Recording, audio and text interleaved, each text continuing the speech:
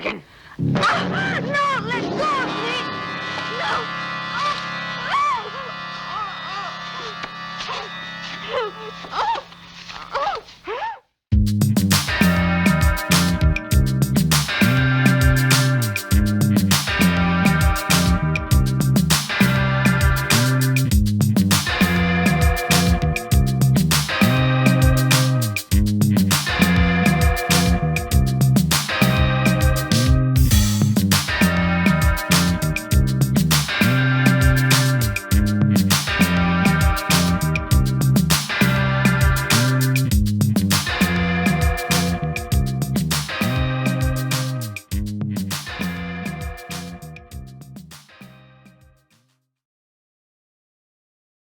Hey gang, it's me, your old Uncle Todd here.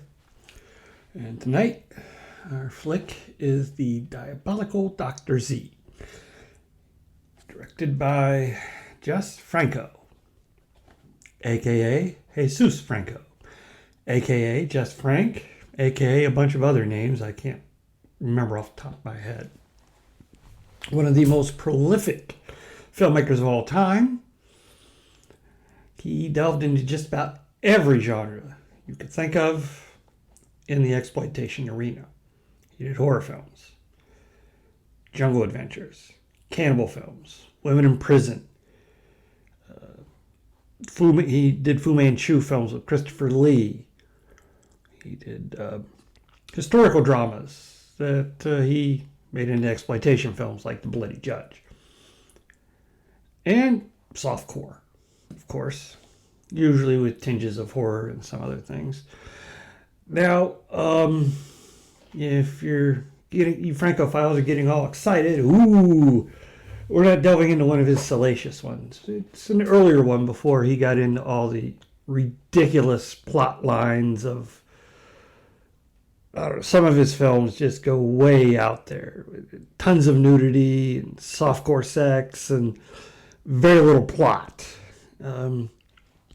More of an esoteric filmmaker at that time. He, being a fan of jazz, he liked to just make the films up as he went along. Yeah, but this is one of his earlier ones, when he was still using basic plots, cribbed from other films, of course. His first film, The Awful Dr. Orloff, was basically a knockoff of Eyes Without a Face. This one is a revenge film.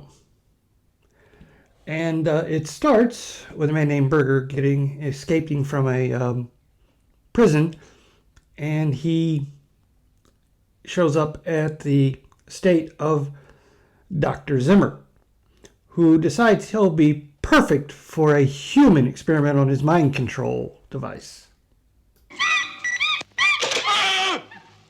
After this success, Dr. Z and his daughter Irma go before a panel of scientists in which he wants to explain about his huge breakthrough and success.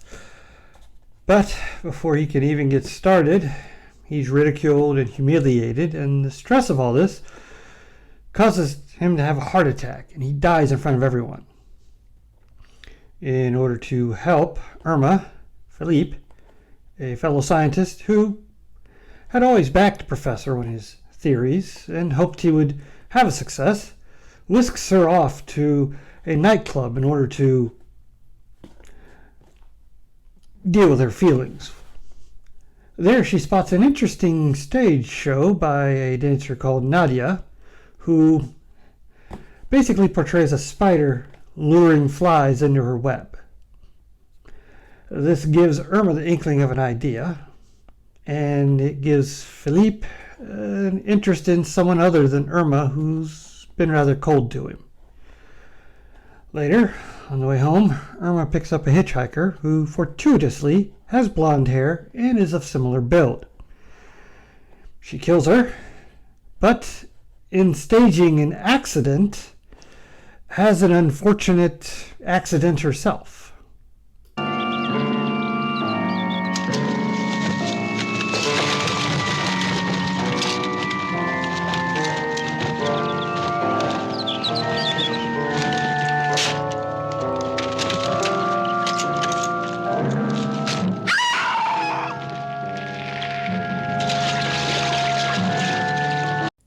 a burned face is really tough to get over. But it's okay. Because when she returns to her estate, she uses the process on her father's assistant before she can leave, and they move everything to an abandoned estate that they own, at which point she performs plastic surgery on herself.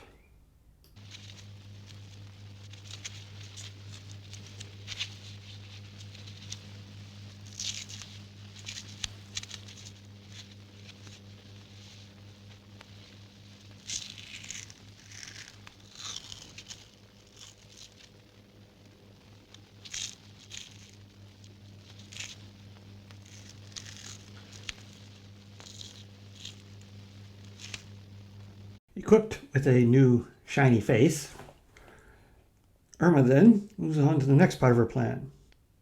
Dyeing her hair as a disguise, she and Berger kidnap Nadia from the nightclub. What they don't know is that Philippe has been dating her since Irma disappeared. Putting Nadia through the process, Irma then gives her a test to see just how good the process took.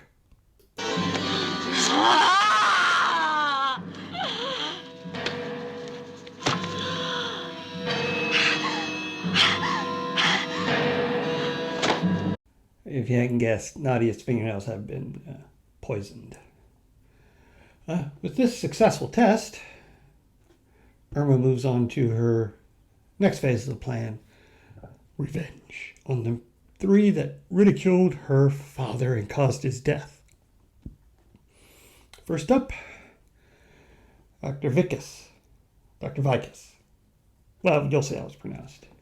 Played by Jess Franco mainstay, Howard Vernon. He's been in just about every film Franco's ever made.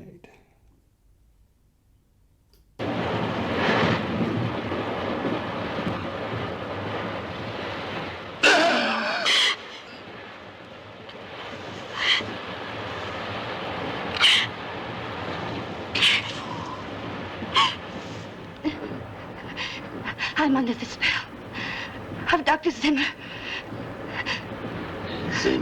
At this point, we get a comic interlude as two arguing fishermen make a discovery: the wreck. It is at this point we're introduced to one of the coolest looking jazz musicians in the world. No, I'm sorry, we're introduced to one of the greatest detectives in the world, Inspector Tanner, played by the director himself, Jess Franco. He immediately calls in Philippe to see if he can identify the body as that of Irma Zimmer. As Irma Zimmer? Yes, I'm positive. You knew her well. Yes, very well. You see, I'm a doctor, and I was interested in her father's research. Oh, you're a doctor. Yes, a neurologist. Mm-hmm.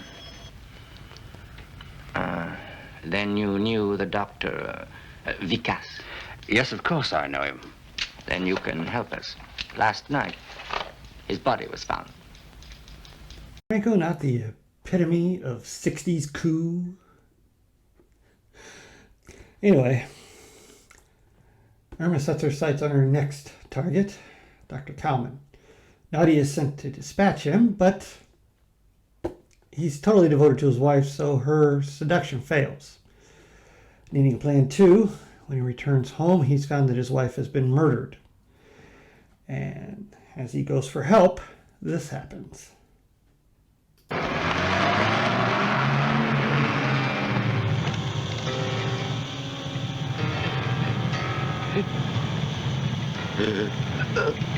This is in memory of Dr. Zimmer.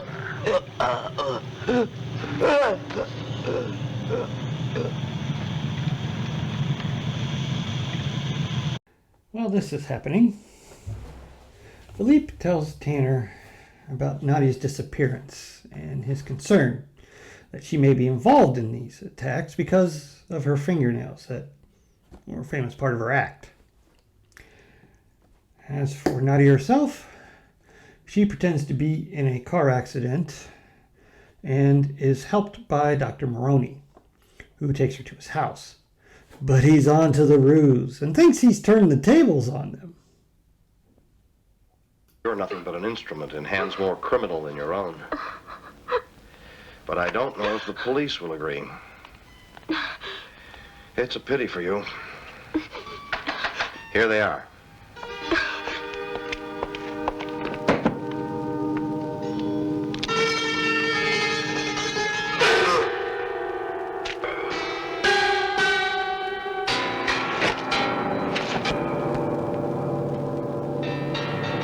Well, with her revenge complete, Irma decides, once back at her estate, that they no longer need Nadia, and she is, unfortunately, a loose end they will need to get rid of.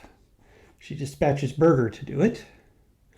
But, unfortunately for them, Philippe, who has been helping the inspector look at places that they think Nadia might have gone to, and suspecting Irma might not be the dead body they found, he goes to the old ancestral home. And he and Berger get into it.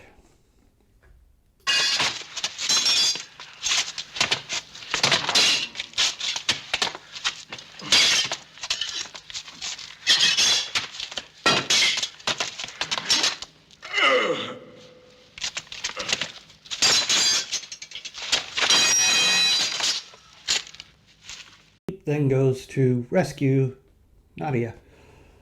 But unfortunately, he has not counted on the wiliness of Dr. Zimmer, aka Irma, who quickly captures him and proceeds to process him in the machine. But what she didn't realize is that love is stronger than brainwashing.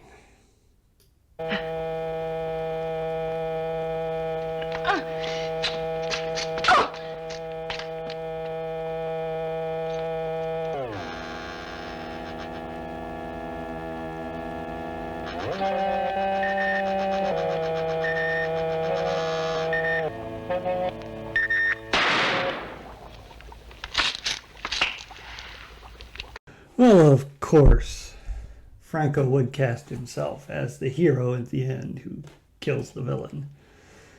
This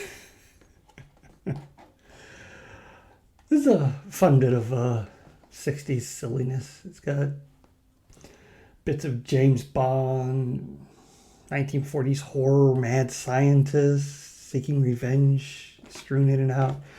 It is a little slow moving at times. Once Tanner's introduced, there are several scenes that intercut throughout the revenge motif with him, his assistant, and Philippe having conversations while they walk along the street, while they're eating in what seems to be a cafe, or, well, more like a bar and grill, but you know. I do like this film. It is a lot of fun. It's an interesting twist on the revenge motif with the woman being brainwashed and using poisoned fingernails to kill people, although that only works the first time. And the film was remade in the 70s with Soledad Miranda, who played a wife of a doctor who was ridiculed and committed suicide.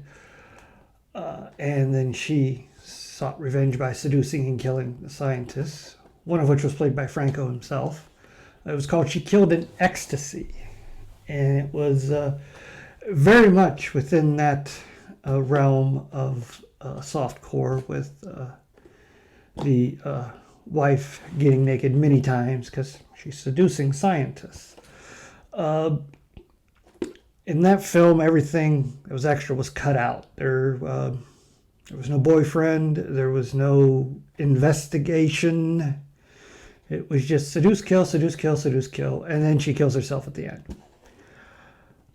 But let us get back to the one on hand.